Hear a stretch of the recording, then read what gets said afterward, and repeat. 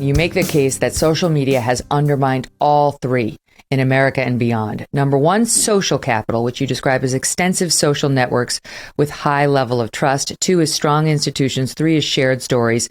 Those get much more interesting as we get into the details. So the first one, social capital, extensive social networks with high levels of trust. What does that mean? So social capital is it's one of the most common terms in the social sciences, and refers to the fact that if you have two companies and one has a lot of financial capital, money that they can invest, that if everything else is equal, that company is going to outperform the one with less financial capital. Similarly, if you have two companies or sports teams or towns or nations, identical in all respects, except one, people really trust each other. I don't have to monitor, like if we're having an election, I don't think that you're going to cheat and steal. We trust each other. That country is going to be much more successful than one with low trust. And we've seen this throughout the 20th century. That was part of the problem with communism. The communist countries, everyone knows everyone is lying and there's no trust.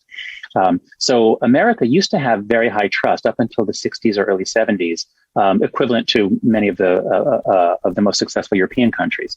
But we've been on a downward slide. And so if you lose trust, if you lose social capital, now that brings us to the next issue, which is strong or shared institutions that we trust. A dictatorship is based on the strength of the ruler and the army and his ability to intimidate everyone into obedience. A democracy such as ours, or a republic, or whatever you want to call it, but if the founding fathers didn't want a king or a monarch, they believed in government of the people, by the people. And so we were lucky to inherit good British institutions, and then we improved them. And those have lasted us well. Obviously, they've performed badly at certain points. But on a world historical scale, American institutions work very, very well. And now they're malfunctioning. We trust them less, in part because they are less trustworthy, but also in part because we are just saturated with stories about their failures. Some of those stories are true, some are false. So if we don't trust each other, if we don't trust our institutions, and that including even our courts, our legislatures, our public schools, if we don't trust them, it's going to be very hard to have a country. We could actually fail as a country. And the third is shared stories. Yeah, shared stories. Go ahead.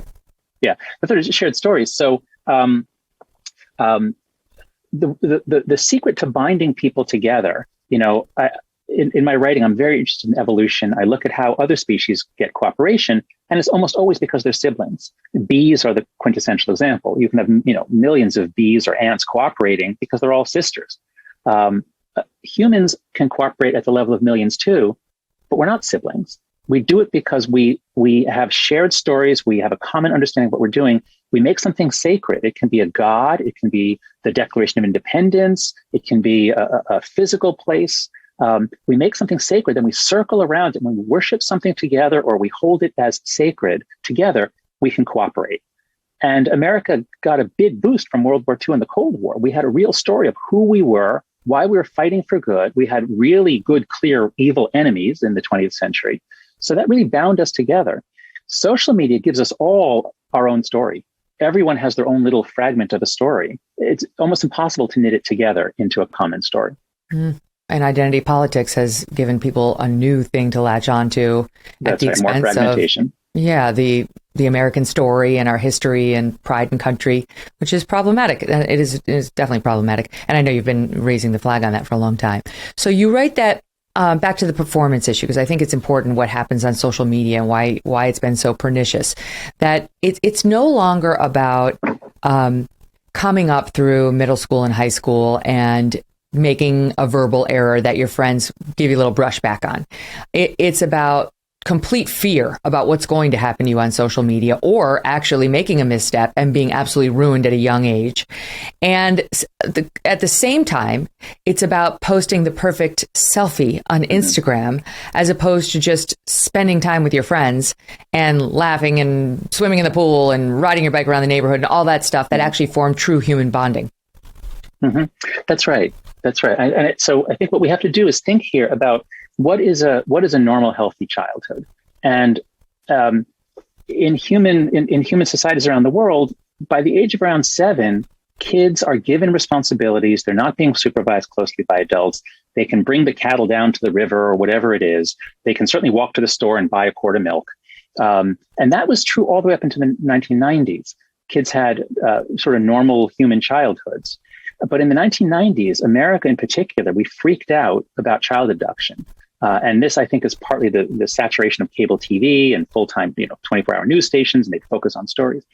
For whatever reason, in the 1990s, just as the crime wave was ending, really, I mean, crime rates were way down, drunk driving was way down. There'd never been a safer time to raise kids or let them outside.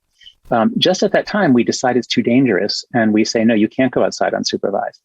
We also say, after school, no, don't go out and play with your friends. You have soccer practice or guitar practice or whatever it is. We basically took away childhood. And when kids don't get to practice those skills, as you were saying, you say something, you make a mistake, you learn. Kids have to make thousands of mistakes, and the consequences need to be very small so that they learn. Imagine if you were trying to teach kids how to do the balance beam, and they go out in the balance beam, but every time they fall, they're going to fall 30 feet into a pit of alligators or something. Well, whatever. Mm-hmm. They're going to get really, really hurt. Pretty quickly, they just wouldn't go out on the balance beam. They're not going to learn. So social media has made the consequences of a mistake so high, you never know if you could rise to even international infamy. We see clips of kids doing or saying stupid things. So I think social media didn't take away childhood. We sort of did that before social media came. And then social media comes in when kids are heavily supervised. The only place they can get away from adults is actually on, video games, which are not as harmful, but also social media platforms. And I think it completely distorts normal childhood learning, and it deprives them of the repeated experiences of trying something and failing or succeeding that they need to grow up. Are you tired of feeling like someone's always watching you on the internet? Maybe advertisers know a little bit too much about you, or you're concerned about the privacy of your identity? Using incognito mode will not solve the problem either. IPVanish VPN is here to protect your right to privacy and help you stay anonymous online.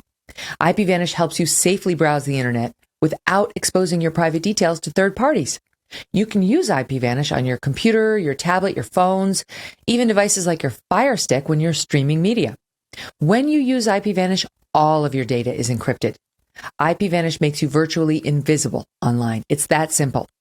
IPVanish is actually offering right now an incredible 70% off their yearly plan for our listeners with a 30-day money-back guarantee. That is like getting 9 months for free. IPVanish, super, super easy to use too. All you have to do is tap one button and you are instantly protected. Take your privacy back today with the brand rated 4.6 out of 5 on Trustpilot by going to ipvanish.com/Megyn and use that promo code Megyn to claim your 70% savings. ipvanish.com/Megyn. Hey, thanks so much for watching. If you like what you just saw, hit the subscribe button for more clips and full episodes.